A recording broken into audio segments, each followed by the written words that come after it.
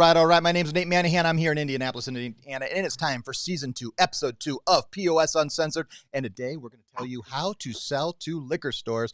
But I'm not going to tell you. It's the man, the myth, the legend, the person who's been down at retail now. It's the right place to be when we talk about selling to liquor stores down in Orlando. Coming back just to be here on POS Uncensored, Mr. Matt Proctor. Matt, how are you, sir? Hello, my friend. Happy Friday. Is it Friday? Yeah, it is Friday. It's Friday, yes. We were supposed to do it Thursday, but AT&T decided to cut my fiber line for the whole neighborhood. So I had to, and they did not cut it. The workers, I should not blame AT&T. It was not AT&T's fault. They properly, from the story I got, they properly marked the line, and the construction going on a couple blocks from me decided just to cut it for the whole neighborhood. But hey, we're back online. We're back up and running. It's Friday. It's August. You were down in sunny Florida where it's a little cooler than it is here. How I haven't even asked this question really, other than I learned a little bit of what you did, but tell me a quick overview of how Retail Now, the show, was down in Orlando this week. Yeah. I mean, it's a big show. For any of you listening or watching this who've ever been to any event, whether regional shows, the MWAA, SEAA, this is about 3 times the size of that. The closest that I could really compare it to would be the ETA, as far as just who's who of everything in payments is there, as well as in retail software. So every manufacturer you can think of any hardware is all there, as well as everyone that wants to get their name out there in that retail space. So this has proven to be a very good event for me. With all the partners that I already have there and different softwares, and then new connections, new partners. This is how we got our Corona POS, is from me attending the show last year. So a lot of benefits to that, and I will continue to go to it each year as it grows, because it's really taken off in our environment. And actually, Nate, there's a show in January that's another huge retail event that's in New York that I'll be going to this coming January. So it's a different clientele, that's for sure, than restaurants. Wow, and I think it's what we want to specifically help you as our sales partners make sure you know how to target, because it's different than walking into a restaurant. It's different than talking to a food truck or going even to some of your small retail where we have lots and lots of options. We're talking about large retail, and today specifically liquor stores, and liquor stores are set apart by a lot of things. So let's start with regulatory. How does liquor store, because it's regulated by state, how does that affect how we sell and how we help liquor stores, because it's really 50 different states and 50 different ways liquor stores are managed. Yeah, great question. And thankfully, it's really not that big of a deal. We just need to find out state by state. Some states don't care. It doesn't matter. There's no reporting necessary to the state, anything like that. Some states do care, and it's all about how they report to the state and where they have to order from and how that's regulated. Thankfully, we have systems that do that and that can already be programmed that way, and they can do that integration if it has to go directly to the state. So it's not a huge concern. It's more about asking the questions about what they need and do we need to write to the ABC, in their state. And there's only, I forget what it is, Nate. It's like 19 states, I think, that are regulated like that. Last time I looked it up. So it doesn't always affect us, but the key is we have systems in place that do that. Years ago, we didn't. And so now we have those systems in place. That's not an issue at all. It's all about what the merchant is required to do and what they have to track and how the reporting looks. But those are all things that are built right in there in the point of sale system. Okay, so it's one thing to have a regular POS, like let's say a Clover, that it can do everything, compared to having a liquor store point of sale that is really geared towards that and can do 5 times more than what any Clover or normal Square device could do. And I'll point to, in fact, I think I've got it up here that I could actually bring it up. But this, I want to highlight Corona POS because they have some really great integrations, but they have a whole section of blog posts just on liquor stores, and even tying to I think they have 17 states that are regulated differently, and some of the things that reports that they've already pre-created.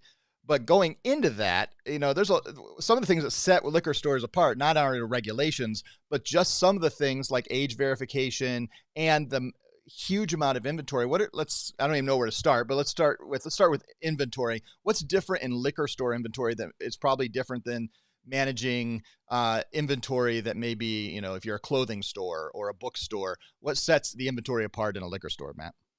Yeah, great question. So first and foremost, it's case breakdowns. Any liquor store you've ever been to, if anyone's had the opportunity to work in one or manage one, or if you just go to your little local spot, case breakdowns is a whole different thing that most POSs can't do, but it's a must for liquor stores. So if something happens and a case of Bud Light gets damaged when it gets delivered with a liquor store inventory, okay, and like Corona is a great example, I can actually break that down and allocate that into 4 6-packs. Okay, so the case is broken apart. I can't sell it as a full case of 24, but now I can break it down and move and adjust in my inventory to 4 6-packs. Or I want to sell some of them as singles and have full case breakdown management as well as warehouse management. It's one thing we don't talk about that often in liquor stores, but that's a must as well, so that I know I'm shipping out to these 4 stores. Okay, and if you know someone that owns a liquor store, most likely they're looking to buy a second, third, fourth, or fifth. Most liquor stores are all small franchises.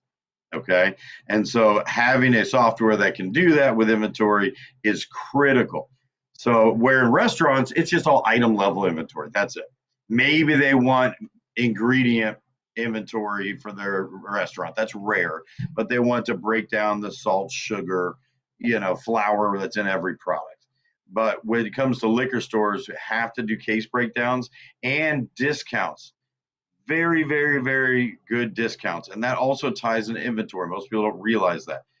Okay, so when they do all their promotions of it's 2 for $4 on 4 Locos, well, that's obviously going to play a big role in keeping track of their inventory as well, because now it's a price break and they have to track that accordingly and separately to still be able to track with their inventory.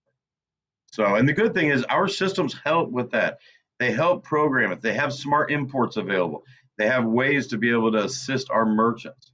Okay, we just try to get everything in Excel files or CSV files, and they can upload that and assist our merchants. We want them to have that help because there's a lot of inventory in the liquor store. We all know that. We don't want them walking around trying to handwrite everything to get into POS. Well, let's take a step back and talk about, for our partners, we've talked about some of the unique things, and we'll touch on more, I'm sure, that are about liquor stores. But specifically for our sales partners that connect with a liquor store, they get connected with an owner or a general manager of maybe a chain of liquor stores, and they're starting to start that conversation. What are the things that they should start conversations with that are some of those felt needs that those managers or owners are feeling that it may pick up their say, hey, maybe I'll make a change, or maybe something that those liquor stores, maybe it's how they've been doing it, because I'm going to assume that a lot of these liquor stores have antiquated equipment and they set up things in the 1990s and haven't updated. What are some of those things and those discussion starters that can be used to help out with liquor stores? I'm glad you said that, buddy, because yes, most of them are using softwares that they bought 20 years ago. And that's just normal. If it's not broke, they don't want to fix it. But that means there's lots of issues that they will love to tell you about, that they would like to be fixed. So some of the important things for liquor stores, first and foremost, driver's license ID scanning. Okay, a lot of states that's a must. Some states you might not see as much, but do you need driver's license ID scanning? And really, it looks just a bigger scanner. It's still scanning all of their products. Okay, Crown Royal, Maker's Marks, Fetco, whatever it is. But then you're also scanning their ID. It immediately can flag it if it's expired, if it's a fake, if it's from the wrong state. So that's usually a must. Okay, but you still want to ask: are they doing bottle deposits? That all depends on state. Okay, so I know if I go to Michigan, yes, they have bottle deposits, or New York, or wherever. All right, so having a software that can program for that to be able to track the dime that I get back when the bottles are returned, okay, and take that off of the actual the new items that they're ringing up. Okay, so bottle deposits, lottery. How do they track lottery? Once again, it's a state by state thing. Sometimes it's completely separate. They've got their lottery machine right there in between their two registers. Okay, they run everything through the lottery machine, and maybe they don't ring it up on the register. But what if they do? What if they want to have that? They want to be able to track that. Maybe they want to be able to scan in that roll of scratch off tickets. Those things are very important to know when it comes to software for liquor store. Once again, everything I'm saying, guys, we have this. Okay, so we have systems that can do all this, but these are just good questions to ask. Bottle deposits, lottery, driver's license ID scanner, okay? Inventory management. How do they track their inventory? How do they do their receiving? Do they want to be able to walk around in the store and have an inventory gun? Okay, when they get a receiving sheet, shipment in, I can't talk. Do they want to be able to scan that and it format out and go into their inventory? And maybe they don't have that now, and that's a huge selling point. Like, wow, if you got that, absolutely. Because guess what, guys, we do. Both of our main liquor systems both have a way to do that. One has a nice big inventory scanner that you've seen at every single big grocery store and liquor store. The other one has an app that the merchant owner and managers can have on their phone. They use their camera, boom, scan an inventory. Both our systems can do that. Okay, it just comes down to, is that a need? Is that something they want? Okay. And then hardware is another big thing, Nate. So we talk about these old systems. Okay. I've had this old software from, last 15 years, but I spent X, Y, and Z, 150 grand for my chain to get all this hardware. I really don't want to do that again. We have software that can work on existing hardware. Okay. Obviously, we discussed that in the demo. We want to know exactly the specs of all the hardware they're using, but we've done that recently. We've done that recently with Corona. We've signed up brand new merchants. We're giving them EMV readers. Maybe they need to replace a receipt printer or something that we can get for them, but they wanted to use their existing nice big hardware. Okay? They already bought it. So knowing that we don't have to force them to switch is another good thing. So throw that in the mix too. Hardware, driver's license scanner, lottery, bottle deposit. You say these things to a merchant, it's going to click. They're like, oh man, okay, you know what you're talking about. Yes, these are things that I need. Totally different than restaurants, as you can tell. Well, and it starts with, like, we started with regulatory, which ties in a little bit into the inventory, which ties into so many different little pieces that they may have. Each state may be a little different. And like, in Indiana, we do not have to scan the ID cards, though I went to a store that did that. It's just not a requirement, but some could do it. And maybe something they want to do and add in. But then you take in take both inventory, front of the house. How about for more of the back of the house in a liquor store, the reporting? What are some of the reporting that may be unique, that may be something that is helpful, especially if they haven't updated their systems, that they could talk about? And what are some of the reporting that liquor stores specifically want to have?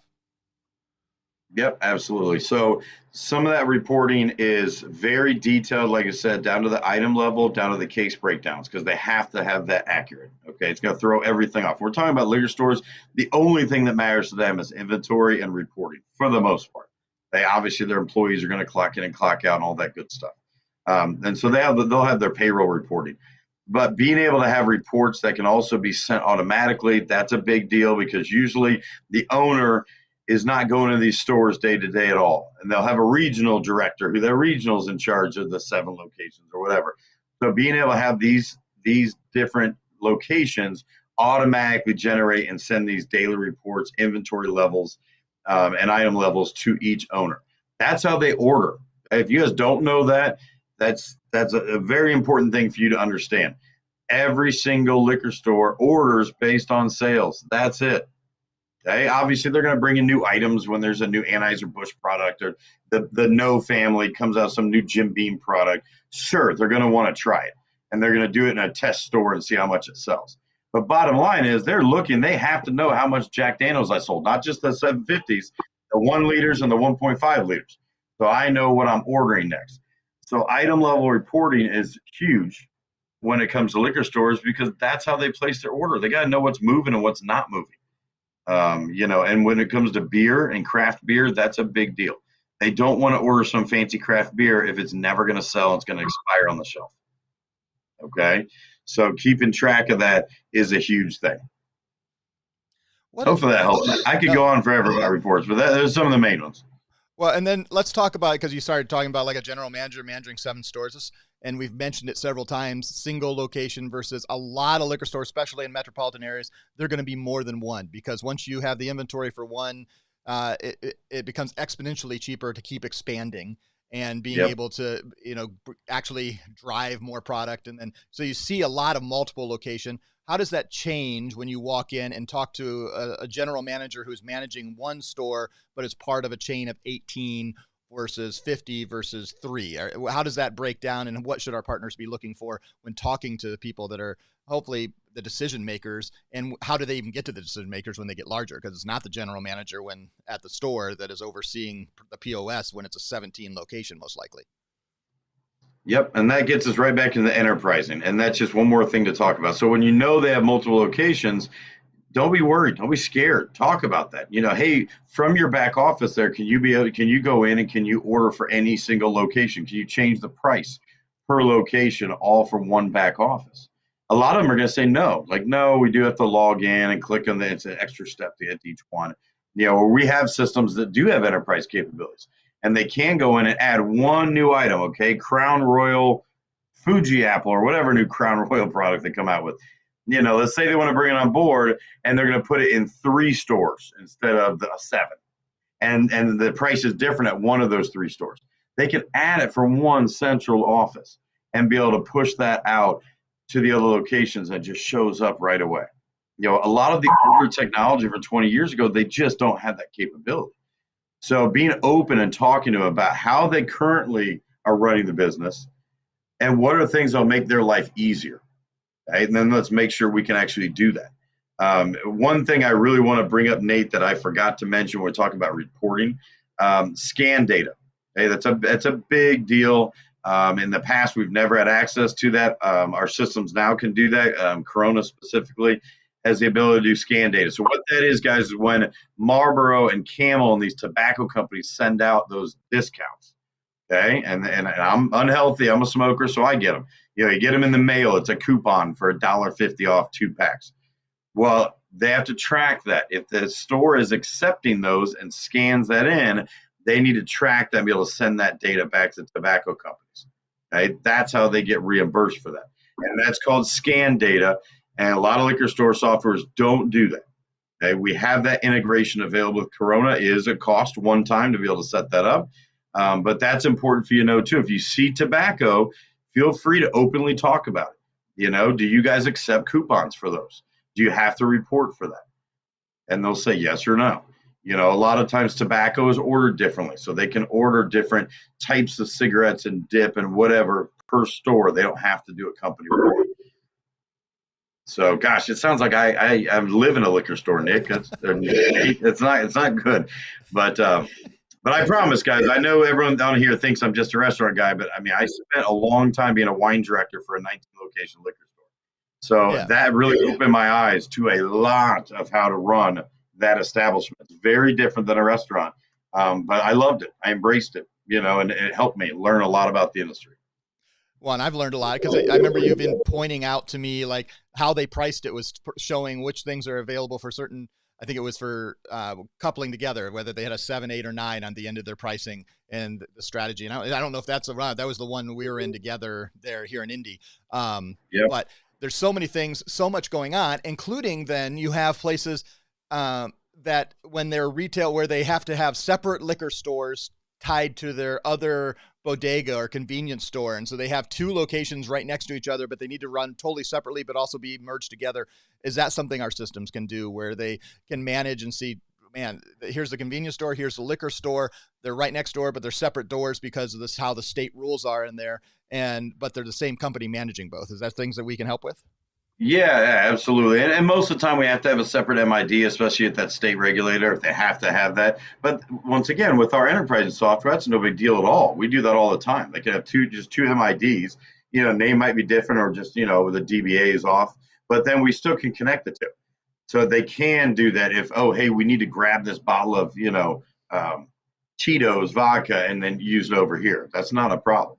And Nate, actually, I'm working on, I don't know what state is that. They're crazy. Minnesota people are crazy. But apparently, all their liquor stores there are controlled by municipalities, right? Which just baffles me. But they've got bars inside the liquor stores. All right, so that's a big deal because they need to be able to just go right in their liquor store when they run out of Jack Daniels at the bar and allocate that to the actual bar. A lot of softwares can't do that. We have that capability with some of our softwares. And like I said, I've already done multiple demos, met with some of these municipalities. We're trying to get the first couple on board. But if we can, that'll open the door to the entire state and be able to get every single one of their liquor stores. So that's something we've been working on for about a year and a half. So that would be a huge thing with Pay Protect that whole state. So now let's talk about onboarding a liquor store compared to other things that we do in the point of sale. What are some of the things when setting expectations? They've connected with the POS pros. We've walked through, talked to the decision makers, help them make a decision.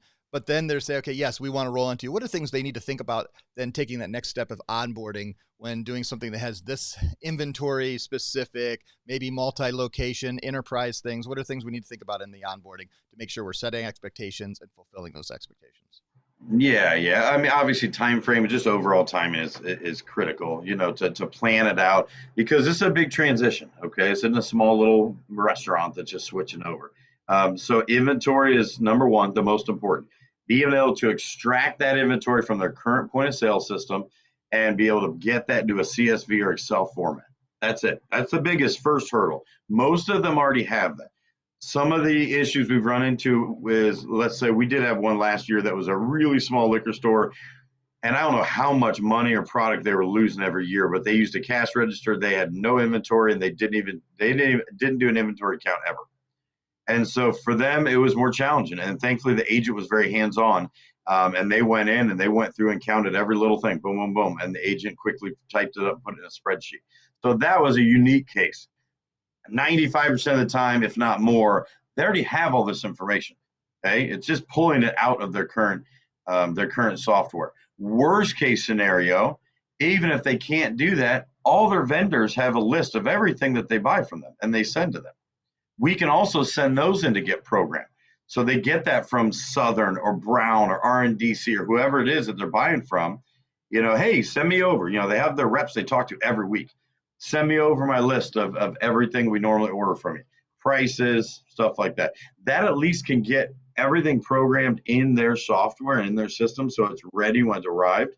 They can always adjust inventory later on how many they have of each one. So it's setting those expectations of here's what we need. Then we need to plan out to do this when you're not open. Right? We're not trying to do it at the same time. If they want a demo account, like with our Corona, absolutely, they can do that. They can go ahead and start uploading their inventory in this demo account. Okay, we'll use that demo account as their true go live account when they're ready. Okay, so they can even, I mean, realistically have them side by side, still using their old one to ring people up as they're training and using this demo account and practicing on the new software. So these are the expectations we're talking about. If you don't discuss any of this with them, then they don't understand. They might just say, well, I happen to be available today, so I'm going to try to hook this thing up. And then they'll be all angry and calling you, and they're like, well, I'm missing some things, and I don't, see this or that, and I still need to load some more inventory. We want them to get comfortable with it first. There's a reason why we do trainings with them, and our POS providers do so many trainings. We want to make sure it's perfect before they go live. What promotions are they having? Okay, my bottle of KJ, okay, my Kendall Jackson is $14.99 a bottle, but it's on sale right now. You buy 6, you get 10% off. That's very important for the point of sale to know. So I need to know that I'm scanning in, bing, bing, bing, bing, and the moment I get to 6, it automatically discounts 10% off the. Okay, software can do that, but that's why we have to get those expectations and find out what promotions they're doing ahead of time. And the more you guys ask and the more you know from the merchants, the more it helps everyone. My team will ask questions as well, but what we found, Nate, is that it really helps, especially liquor stores, if the agent can be part of it. Be there on site with the installation. The moment you set up one liquor store, it makes your life a whole lot easier to go set up others. Okay? Because it's not horrible to plug everything in. It's just getting that inventory piece in place and making sure they're comfortable. So, but the good thing is you don't have to worry about printing to a kitchen printer or KDS or anything like that. It literally is internet line to that station and everything we're going to plug in. So I'm going to, as we close out, and you can always reach out to the POS Pros team to get more of your questions answered and to work through some of these situations. And as Matt even talked about earlier, like working through comprehensive situations, like tying in with Minnesota and doing things that, is a big opportunity for us. We will work with you along to do that and with our vendors. But tell me if I'm wrong here. This is what my brain thinks, that liquor stores, that there are a lot of them that have not updated their hardware because it costs so much time, but also money for them to update their hardware.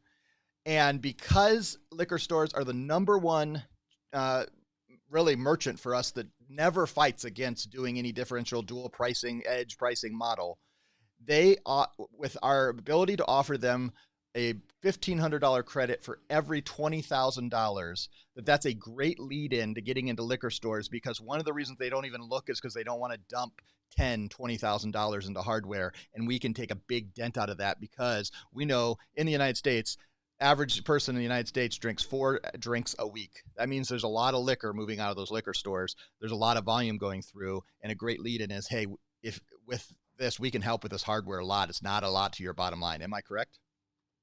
Yeah, absolutely. I can't believe we haven't talked about that yet. That's your biggest go-to right there, guys.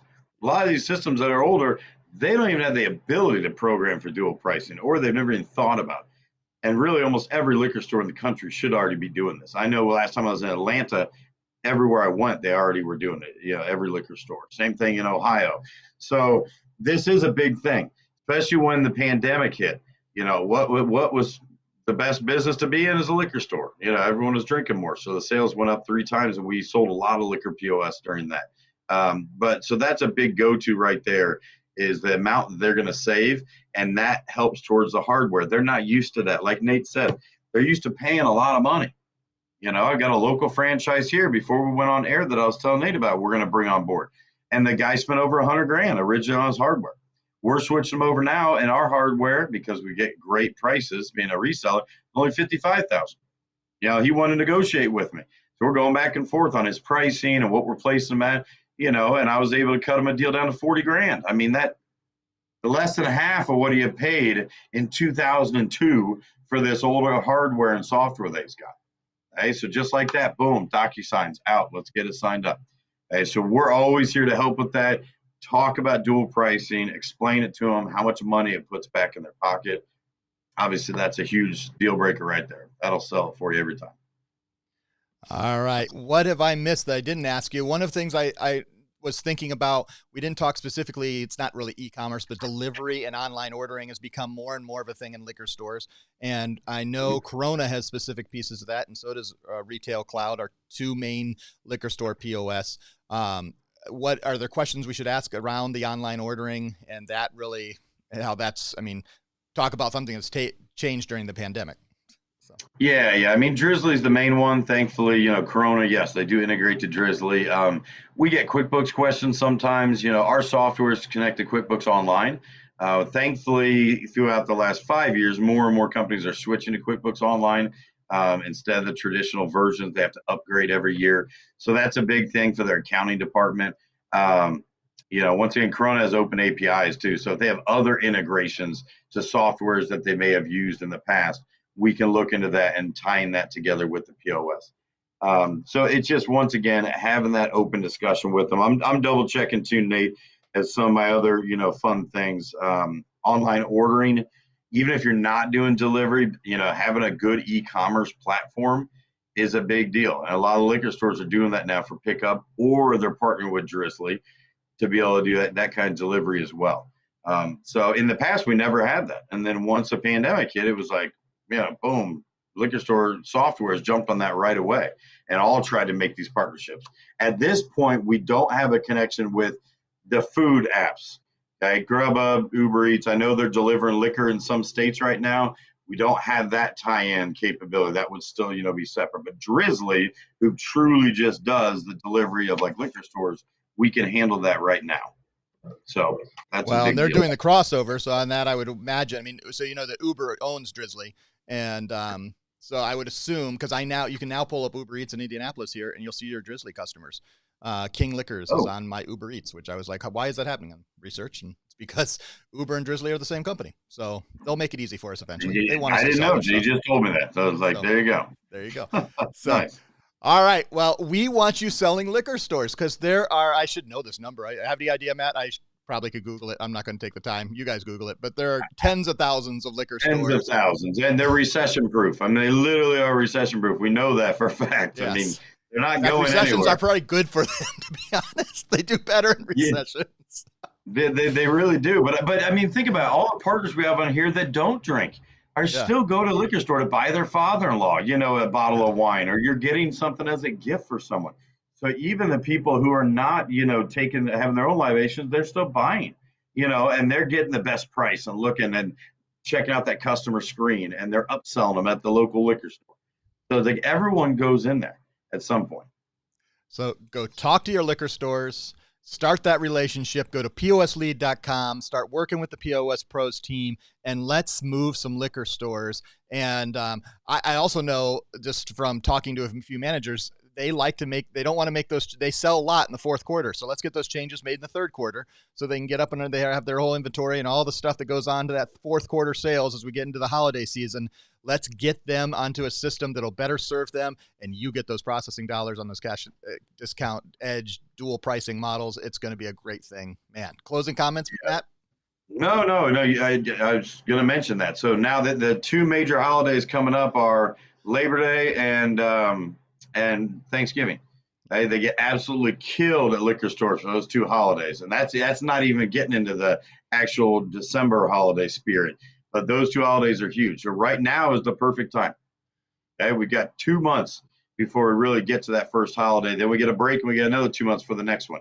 This is the time when they're not as busy. All right. So there's all different unique holidays that are big for liquor stores. And we've got a couple coming up in a few months, and they won't touch anything around those holidays. So keep that in mind. Any holiday that you might be having a barbecue and drinking a bunch and having people over, that means the liquor store is going to get killed. Okay, so don't try to talk to them around that time when they're getting ready to get killed. Okay, so be smart about it. It's like trying to sell a restaurant owner in the middle of the dinner rush. You're not going to do it. So keep in mind, liquor stores have those rushes too. That's awesome. It. That's it. All right. On behalf of Matt Proctor, I'm Nate Manahan. Thank you guys for watching another POS Uncensored. We'll be back next week with a topic yet to be determined because we haven't talked about it yet, but it'll be great. I promise that. And we're so grateful you watched and listened, and we'll talk to you guys soon. Bye, everybody. Bye, guys. Bye.